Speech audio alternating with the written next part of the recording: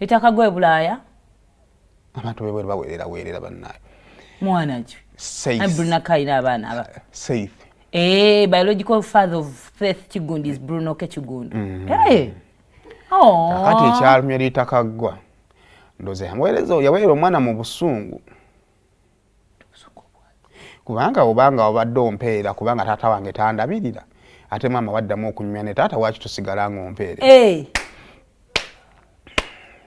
Ritah Kaggwa n'aga obuto gajjeyo bagende bazaala omulala naye bamukusuulire.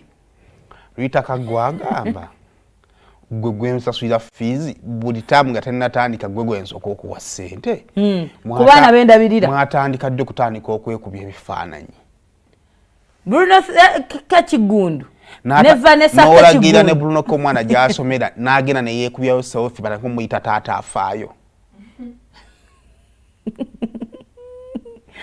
Tulina emirimu mingi egyokola mu ggwanga lino. Ritah Kaggwa n'agamba ezo nzikozesa oliisa emimwa gyange. Era mu bunnambiro sokoleke omwana bwe yagenza okuddayo ku ssomero yagambye eno taamu teri wadde n'ebitaano mugira mwekubya serefi omwana tumuweerera ku busungu ti Bruno K takola ki talabirira mwana tukuŋŋaanya zi receipt gwe oli ne Bruno K mwekubya ebifaananyi kiyinza okuba nemuva mu bifaananyi kimulina kyemukola ekirala banoonya lubuto lulala ate bakufunisa olubuto olulala ate oddemu otukaabirire ate omukazi oyo akazi akaaba bubi oyo munnange kyali kiwala kirungi paka ekyatandika okukaaba banne bwe kyakaaba kyakula naye kati kyaddayo buto sooka ompe Ritah Kaggwa taata w'omwana Vanessa mukwano ogamba otya post tuziraba ze mutukolamu naye so njagala okubuulira nali nasuubiza omwana oyo muweerera paka wanaakuwa okusoma n'agamba kati Aunt Ritah nkooye okusoma fees ndooza okimanyi bulungi ze mbadde nsookanga okuwaayo fees za Seth ku ssomero essomero terimmanja nga nze ndibanja bwe kibadde nga tannaba nagenda ku ssomero nga nawaddeyo dda fees. You get it? On top of that, you even call me. No ngamba Ritah kino kibulawo ewaka kino tewaliiwo wano tetulina naki. Oba omwana nenkubuza taata w'omwana aliriddawa. Omwana wangamba accepting. Ngera nga keeping in medical attention, medical care. Kati mukwano. Kansooke nteekemu ka break mu continuing ne content mu continuing ne love mu continuing n'okozesa Seth kola promoting ennyumba za mama nga talina kyakuwa ate on top of that mwali badde oza taata wona talina kyakuwa ng'okimanyi bulungi talina kyakuwa ekyo tewakoma n'omulagirira omwana gy'asomera n'atandika okwekubyayo ebifaananyi ku keeki ze tuguze azifu ne photoshoot gwe twekoledde nga okukozesa kufuna comments kati darling baby girl sigala mu bitiibwa ebirungi sigala ne Bruno K mukole content nga mukozesa omwana ng'okimanyi bulungi talina kyamuwa ng'ate bw'amala omukozesa content n'afuna comments biki n'omala n'ojja n'onkaabirira nti kimulwadde sonya kino kimuluma n'enkuwa ssente. It's okay. You can continue with your life just like he's back. I'm so happy he's back in his life. Ate tekiwaliwo kinyiizizza naye okukola post ogamba muno sonya abasala omugamba n'abantu abeeteeka mu bintu ebitabakwatako. Yes, we are so sorry. We will never in life ever support these online celebrity wahala dramas abajjanga batukaabirira. Tutaddeko break, darling. It was nice knowing you. Do not contact me. Please don't. Stay with your baby daddy. Enjoy your life. Enjoy your content. Enjoy using your child as a content gwekimanyi bulungi talina kyebamuwa. Obusungu obwasibuse wano UK ne bujja ne buyingira Uganda bwebwo. Naye kakati bonna batuufu. Ritah mutuufu. N'omuwala mutuufu. Omuwala kati ngenda kigamba ekimu abakazi abaagala abayimbi bebe baafuna nga tebannafuna mannya. Nga wayagala jjojewo. Bonna abalala bajjira awo mu gundi eyo omutuufu mutono. Kati omwana nagenda okujja mu bulamu bwa Bruno K ebyo bye yali akola ki? Yali ayagala. Katonda n'amusooka olubuto. Bw'amusooka olubuto tebadda mu just fees. Kakati Katonda amuyambye ati Bruno K akomyewo nga yayagala bakole ki? abasibe bibaagala naye ayagala Vanessa ayagala omwana we gy'asomera bajje balaba omwana we nga taata we ye Bruno K. Omanyi kino ekya likes 2 1,000 1,000 12 mutwalo ekyo buli omu akyagala.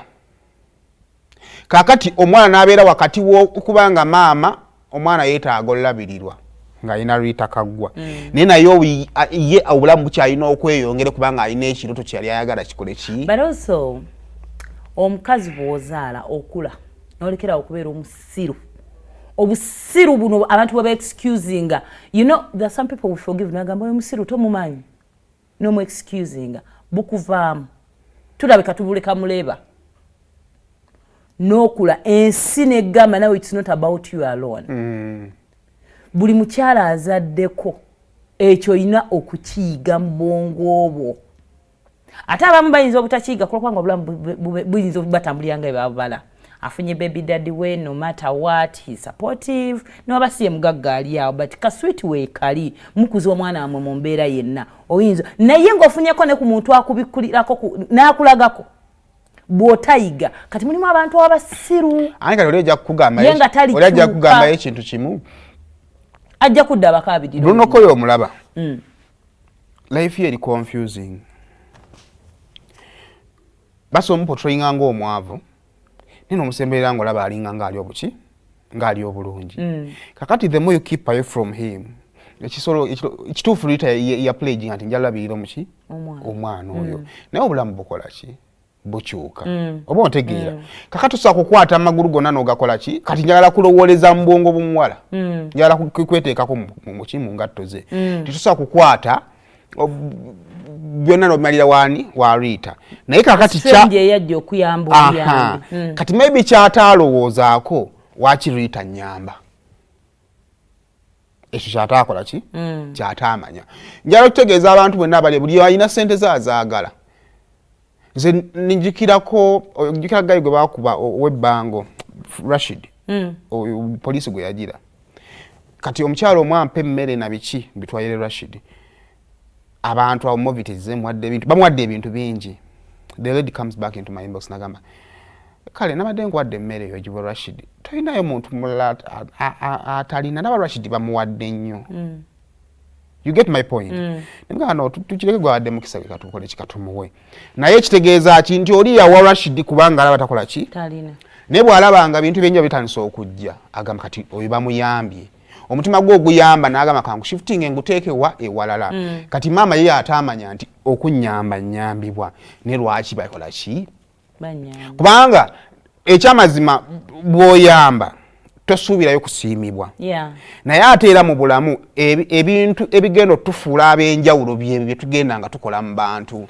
But also nze nakwa n'okubuulirira Bruno K. If you know you can't afford school fees and then there is someone kubanga Bruno K n'omukazi ono boogera ekitali kibi kubanga balina omwana bo kye bandibadde bakola kyendowooza Bruno K yali badde ategedde nti omukazi gwe yazaalamu omwana ye obwongo bunafu munnyo ebintu ebimu ayinza obutabisengejja ye yandibadde kalaza abeera ng'omusajja n'agamba waliwo by'otagenda kukola bwe tuba tulina atuyamba some things we're not going to do. Akiyinza okubanga n'omukazi alina zajja ewa Bruno kati nakyo ayinza balina zajja ewa Bruno nga ziyinza oba si nnyingi zizamu naye ng'alina zajjayo kubanga ate ne Bruno naawe oba weekaza okugenda ku ssomero ly'omwana gw'otaweerera kale bukalu wa Bruno nabo bukyadiscussingibwako abuba bungimu wabula nga tumaliriza mu byonna mu ebyo byonna. I think Bruno akola aweerera omwana opportunity y'omwana baagisse ono omudala gwa chapati Bruno gwe yamukolera guli kuki yazaali chipusi atunde chipusi aweerera omwana omwala yasobola otunda chipusi mu ndabikaye asobola ofuna omukozi ye najja n'abala ye mu ndabikaye obeera omwavu chipusi bw'ogiteekamu omuntu okubiri ezikola waliwo bizinesi tezeetaagamu mwana endabika nga tolina yadde 10 ofa nayagala kukolako omudala gwa chapati naye mutima gwange omubi nga saagala kungaggawaliramu nze ngule paketi zange nsasule rent nveewo gw'okande paketi eyiyo kubanga already kwa Ritah is centers wayo buwi nze nkimanyi omuwala yayogera naye ayogera nene kati okitegeera ayogera naye namugamba ensobi zibawo ne tukolebwe tutune n'ayamba kale waba omuntu bannange ne bana omuntu akwatira fees kati Bruno K yakomyewo ne yeetondera Vanessa Mama Face I'm sorry nsonyiwa akuzaalira omwana